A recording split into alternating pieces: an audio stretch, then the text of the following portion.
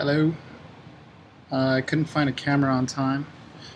So I wanted to submit the video as fast as I can, and I'm not gonna lie, I tried rebuilding it a couple times just so I have it down and I have it to a T how I could explain it to you guys.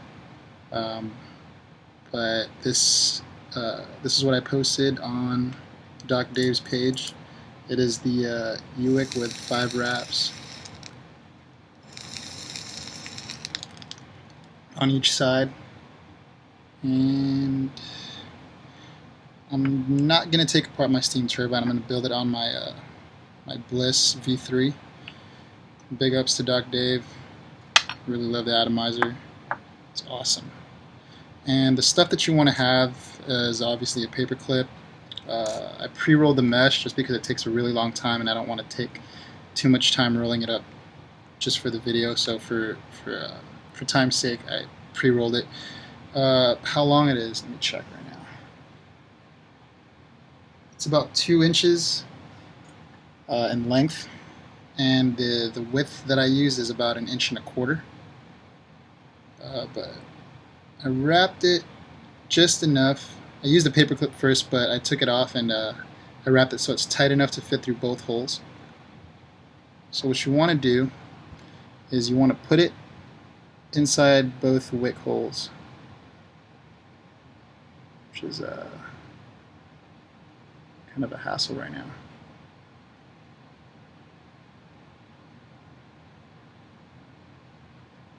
Give me a second. It's falling apart.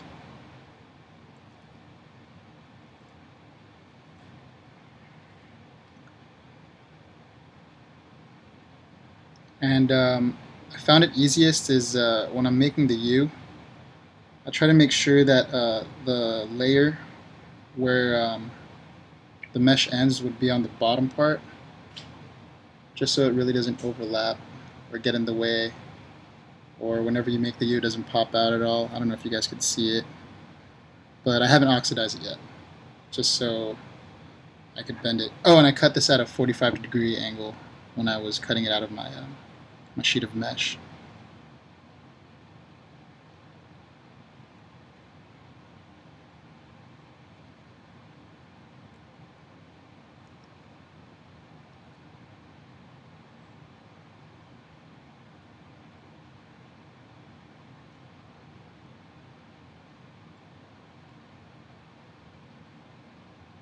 Alright, so I want to put it not all the way in yet. I just want it to have that shape right there. And what I'm going to do, I'm going to get my fancy little torch.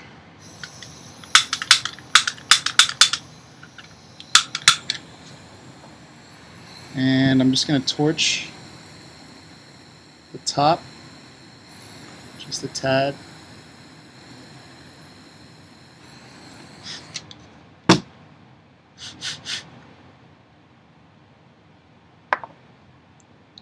And it keeps that shape, and that's the kind of shape that I want.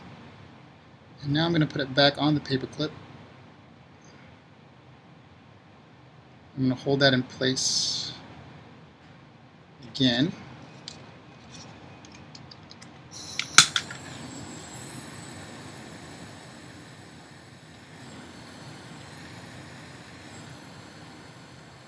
I'm going to try to torch the whole thing so that it stays like that.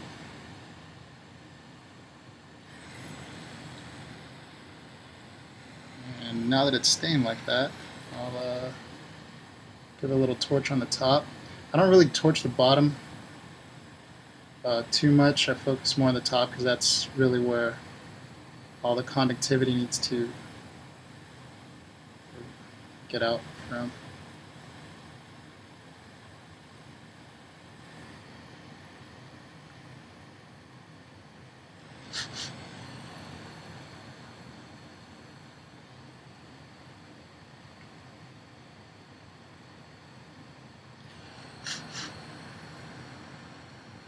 I know people use water and juice and stuff. I don't really use that. It gets kind of messy. But I mean, whatever works for you guys.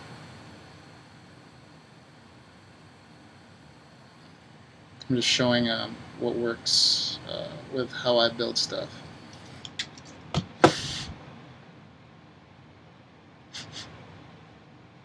And that's going to be kind of hot, so let's let that chill for a bit.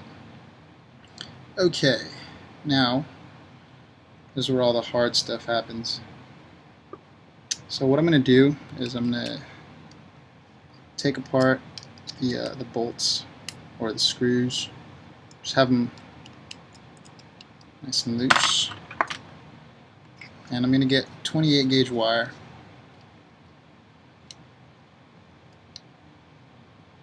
Get it nice and straight.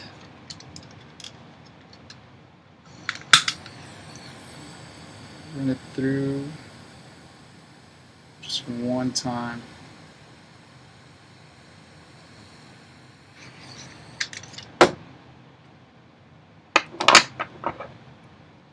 Click. And I know a lot of people start from the bottom up, meaning from the ground post to the top. And call me crazy. I might just have a lot of time on my hands, but this way works fairly easier when I'm making a dual coil U-Wick. And it's a lot more forgiving on your positive post, especially with the two washers being there. When you try to put two wires, there's always going to be problems unless you go on the opposite hole. But in this case, since we're doing a U-Wick, I'm just going to put it on the top first between both washers.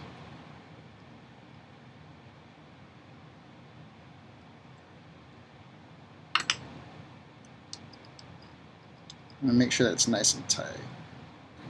You don't want to tighten it too much, just have it nice and snug.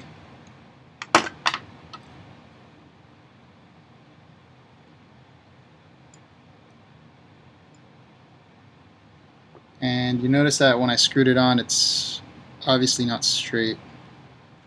So I'm going to rotate the whole post.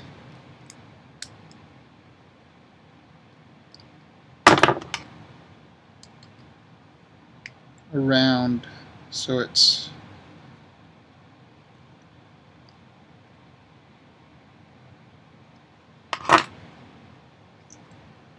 now it's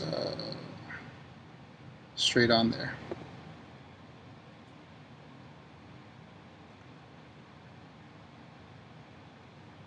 Cool. Now what I do next is the Peter K method. I get a 332 drill bit and I stick it on. Either side works, whichever one you want to do first. It's really personal preference.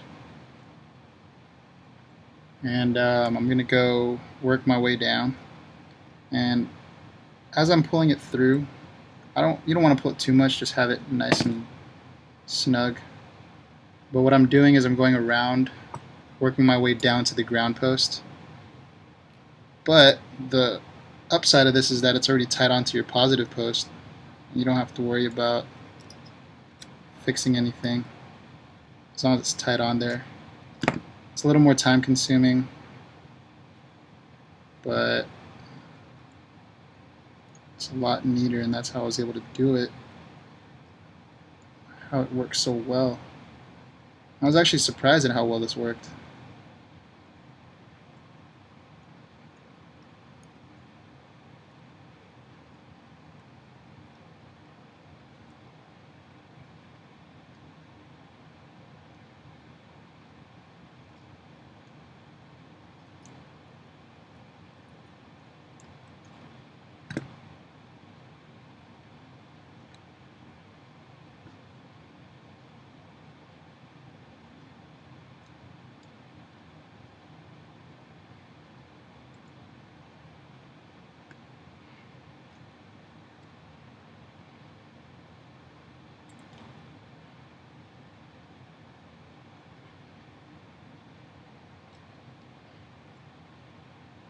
Now, as I pull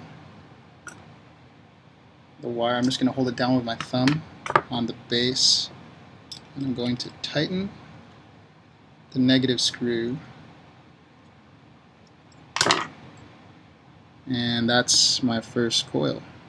I don't know if you guys could see it. Sorry, the camera's really crappy. My bad. I'm just going to try to space them out while I can right now. What's on there.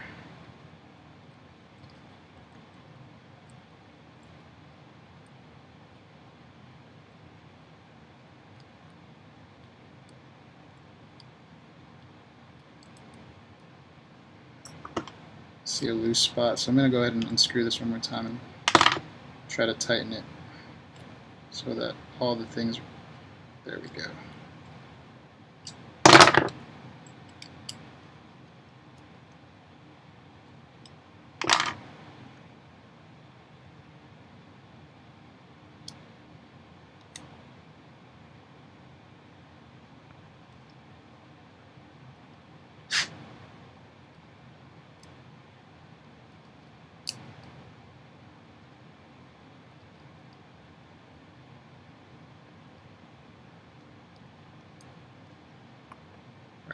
And there's your first coil.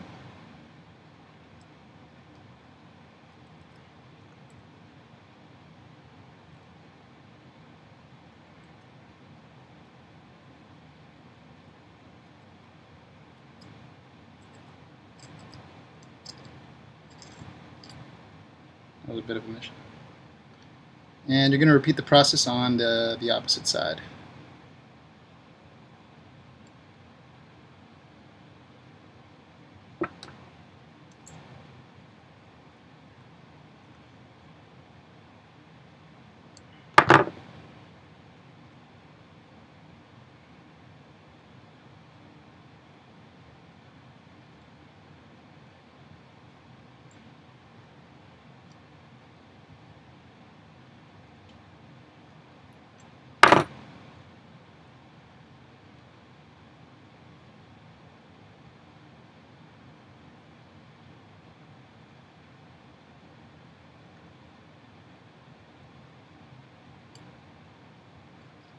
With 30 gauge, this would have been a lot easier. I wouldn't have had to keep pulling and tugging, but because it's 28 gauge, it's not as forgiving as a 30 gauge. And you can use 30 gauge too. I've used 30 gauge. I've tried, but I dumbed it down to 4 wraps. It's because I still admire a really warm vape. I love it. I don't even know if that's the right word to use. Admire.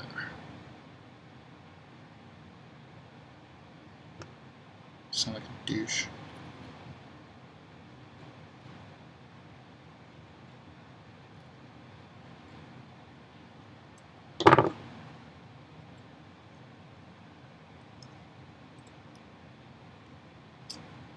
Awesome. And let's do a little bit of the spacing on this side.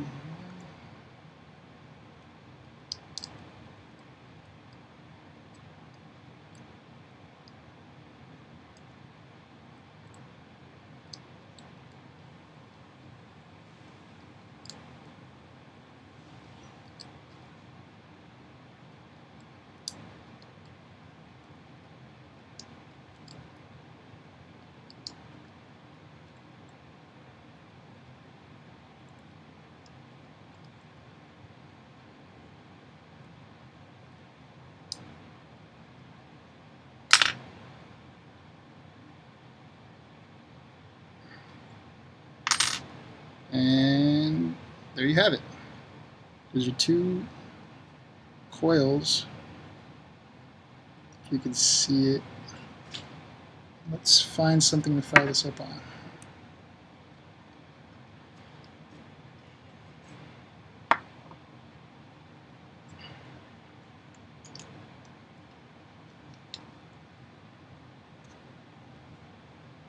One of my favorite mods of all time, Brass Nemesis. I was a big fan of the stainless. Had to get the brass. Definitely a keeper. Cool. see how it fires. I'm going to clip these wires off. And people like to wiggle them out. Like I said, it's just what works for you. I clip mine off. Yeah, and they're working pretty nice. Giving a nice glow. And with the oxidized mesh that I used, it's seriously like one of the easiest things to do. You just put both of them in.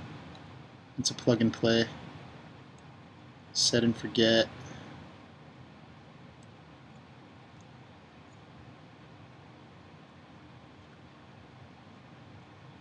The mesh was kind of sloppy when I rolled it up though, so it's the only reason it's really getting stuck there. Yeah, it's going good on one side.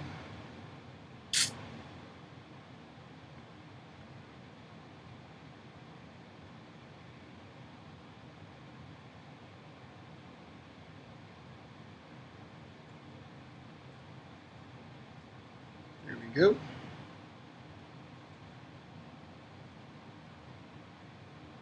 And now it is in there. Let's check if it's lighting up evenly. Fix a couple spots.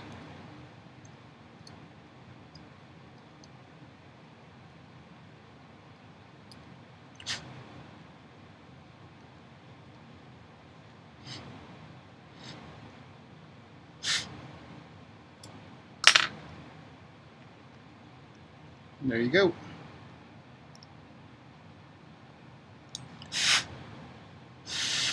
Sorry, I totally forgot to put the juice on the positive. But it doesn't really get that hot.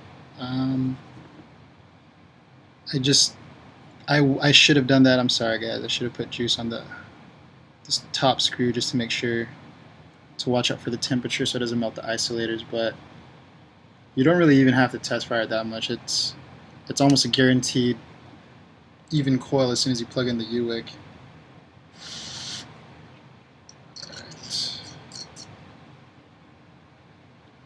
Now, what I'm going to do is choose the juice.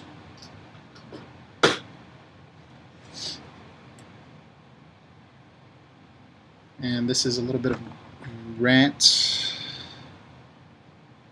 custard. It's definitely an all-day vape. Definitely.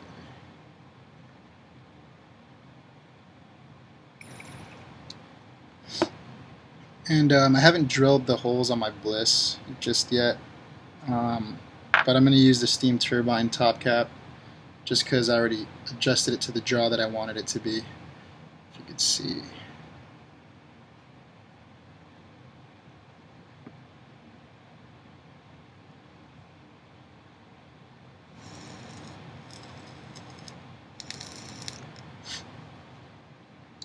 Looks like it's hitting real nice. It's not a bad look to it either. Alright, there it is. And let's see how it vapes.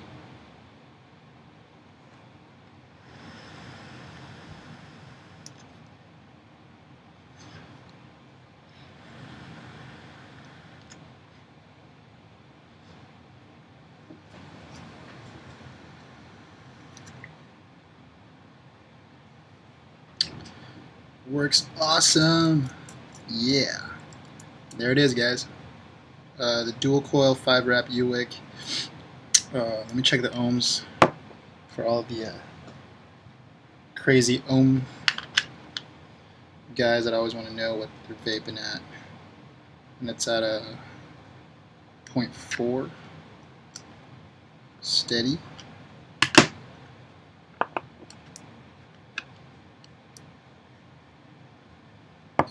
There it is, guys. Tips and tricks. I kind of showed you guys everything. If you're having trouble spacing out your coils, I don't suggest doing it with the Bliss or the steam turbine because the isolators are pretty fragile. but if you pulse the coils when they're hot, they get a lot softer, and it's easier to move your coils that way. And you have to be really, really precise with how you move them. The mesh, like I said, try to fit them on the holes first, and then oxidize the top part just so it keeps that curve that you want, and then put it on your paper clip and oxidize it after that. If you guys saw, I didn't really oxidize it that much, and there's absolutely no hot spots. It was a plug and play, really easy to do build. And yeah, vape on, brothers and sisters. Shout out to Doc Dave for the awesome atomizers. Shout out to all the guys and girls that liked my picture. And there's a video for you guys.